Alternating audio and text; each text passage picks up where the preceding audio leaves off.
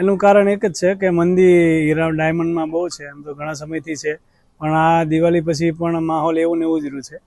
હર વખતે આવું હોતું નથી. દિવાળી પછી કારખાનેદારો અહીંથી ઘંટી લેવા આવતા હોય છે અને દિવાળી પછી અમારી પાસે સ્ટોક પતી જતો હોય છે.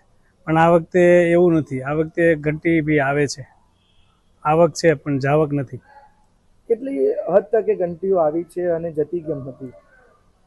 એ લોકો એવું કહેતા હોય છે કે અત્યારે પોસાતું નથી કામ કરવું અને કારીગરોને પગાર આપતો પડતો હોય, એ માટે જરા રફ વેચાતી ન હોય એ પ્રમાણે છે. ત્યારે તો જેવા વેપારી કોઈની પાસે 2000, કોઈની પાસે 3000, કોઈની પાસે 500, 600 ઘંટી એવું હોય છે. આમ એક ઘંટીનો પ્રાઇસ શું હોય છે? આમ નવી ઘંટીનો પ્રાઇસ હોય છે 15 થી 17. જૂની ઘંટીનો હોય છે 5-6 હજાર, 5-6 હજાર. તો અત્યારે હાલ મંદીના કારણે કોઈ